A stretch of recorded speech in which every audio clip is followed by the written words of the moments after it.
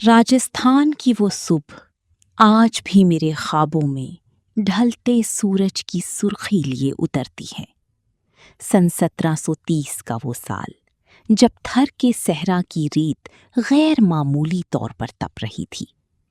मेरा गांव खजरली, जहां की फिजा में जंड, या जिसे हम अकीदत से सम्मी कहते हैं, इन दरख्तों की खुशबू रची बसी थी। हमारे लिए ये दरख्त सिर्फ लकड़ी के ढेर नहीं थे, ये हमारे खानदान के बुजुर्ग थी, हमारे बच्चों की झूली थी और हमारे मवेशियों का सहारा थी। मेरा घर मिट्टी का एक सादा सा ढांचा था, जिसके सहन में एक बूढ़ा खीजड़ी का दरख्त खड़ा था, जिसकी छांव में मेरी तीनों बेटियां आसू, रत्नी और भागू बड़ी हुई थीं। इस दिन मैं तंदूर पर रोटियां लगा रही थी कि दूर से धूल का एक बादल उठता दिखाई दिया। घोड़ों की टापों की आवाज ने खामोश फिजा को चीर दिया था। वो जोधपुर के महाराजा अभय सिंह की सिपाही थे, जिनकी सरबराही हाकिम गिरधर भंडारी कर रहा था। इनके हाथों में चमकती हुई कलाड़े सूरज की रोशनी में मौत का पैगाम दे रही थी। सिपाहियों ने गांव के वसत में आकर ऐलान किया कि महाराजा को अपने नए महल की तामीर के लिए चूने की भट्टियों को जलाने के लिए लकड़ी दरकार है, और इनकी नज़र हमारे इन सब्ज दरख्तों पर थी, जिन्हें हमने अपनी जान से बढ़कर पाला था।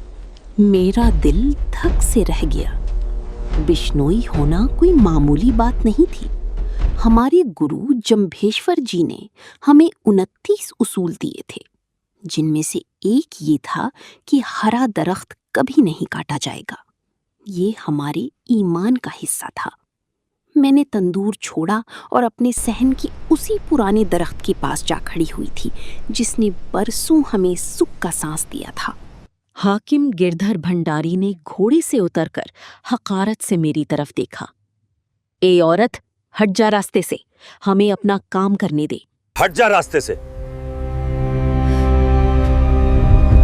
हमें अपना काम करने दे।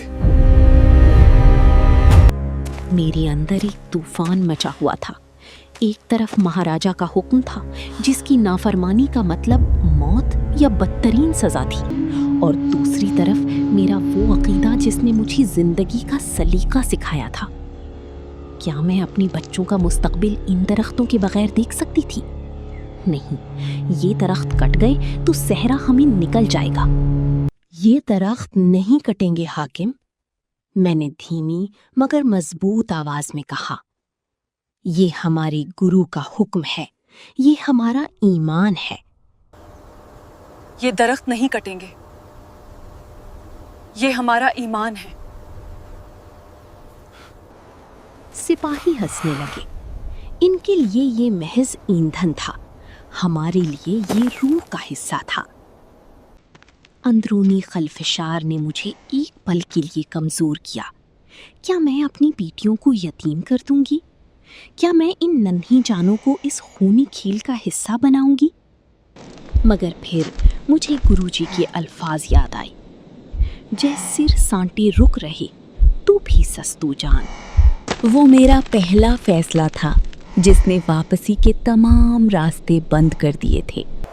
मैंने कुल्हाड़ी की धार देखी और फिर इस दरख्त के खुरदरे तने को छुआ। मैंने अपने दोनों बाजू इस तने के गिर्द फैला दिए और इसे जोर से खींच लिया। अगर तुम्हें ये दरख्त काटना है तो पहले मेरा जिस्म काटना होगा, मैंने बुलंद आवाज में कहा। अगर दरख्त काटना है तो पहले मुझे काटो। हाकिम गिरधर की माथे पर बल पड़ गए। तुम्हें अंदाजा नहीं तुम किससे टकरा रही हो। ये बगावत है।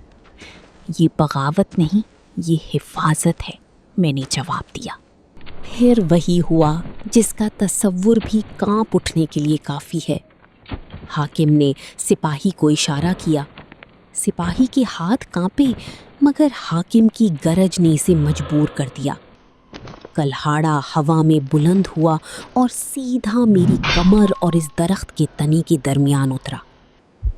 दर्द की एक लहर मेरे पूरे वजूद में दौड़ गई। मगर मैंने गिरफ्त ढीली नहीं की।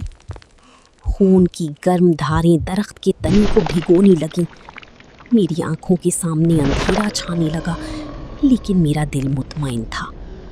मैंने महसूस किया कि मेरी रूह इस दरख्त की जड़ों में उतर रही है। मेरी बेटियां आंसू, रत्नी और भागू, जो ये सब देख रही थीं, चीखते हुए आगे बढ़ीं।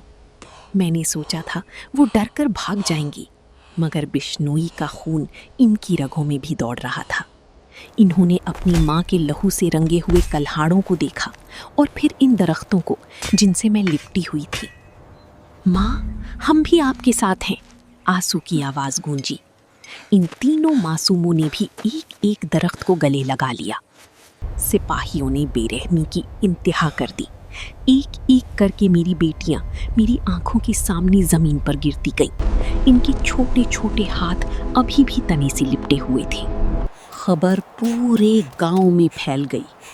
बिश्नोई कबीले के लोग, बूढ़े, बच्चे, जवान, सब अपने घरों से निकल आए। वो किसी हथियार के साथ नहीं आए थे। इनके हाथों में तस्बीह थी और दिलों में कुर्बानी का जज्बा। 84 देहातों के लोग जमा हो गए थे। हाकिम गिरधर बौखला गया। इसने सोचा था कि 1-2 कत्ल से लोग डर जाएंगे, मगर यहाँ तो सिरों की फसल कटने के लिए तैयार थी। एक के बाद एक लोग आगे बढ़ते गए और दरख्तों से लिपटते गए। सम्मी मेरी वार, मैं वारी यानी सम्मी। सिपाही थक गए, कल्हाड़े खुंद हो गए, मगर बिश्नोइयों का अज़्म कम न हुआ। रेत का रंग बदलकर सुर्ख हो चुका था। 363 लाशें जमीन पर बिखरी पड़ी थीं और हर लाश एक दरख्त के कदमों में थी। जब महाराजा अभय सिंह को इस कत्लेआम की इत्तला मिली तो वो खुद मैदान में पहुंचा। वो मंजर देखकर इसका गुरूर खाक में मिल गया। एक नन्ही बच्ची की लाश जो एक छोटे से पौधे से लिपटी हुई थी, इसे देखकर राजा का दिल पसीज गया।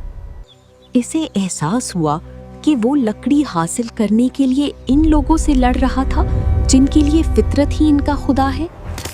राजा ने फौरी तौर पर दरख्त काटने का हुक्म वापस ले लिया और एक तांबे की तख्ती पर फरमान जारी किया कि आइंदा बिश्नोई देहातों में कोई भी हरा दरख्त नहीं काटा जाएगा और ना ही किसी जानवर का शिकार किया जाएगा।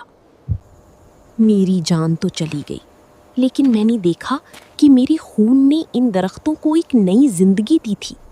वो 363 लोग आज भी खिजड़ली की मिट्टी में सांस लेते हैं। हमने दुनिया को सिखाया कि इंसान और फितरत अलग अलग नहीं है। अगर हम दरख्तों को काटेंगे तो हम दरअसल अपनी ही जड़ें काट रही होंगी। आज जब मैं आसमान से अपने गांव को देखती हूँ तो वो सम्मी के दरख्त लहलहाते हुए मुझे सलाम करते हैं। वो हमें याद दिलाते हैं कि सच्ची बहादुरी हथियार उठाने में नहीं, बल्कि अपने हक और अपनी धरती के लिए जान देने में है। सहरा की वो खामोशी अब एक अबदी गीत बन चुकी है, जो हर आने वाली नस्ल को ये सबक देती है कि ज़िंदगी सिर्फ लेने का नाम नहीं, देने का नाम है।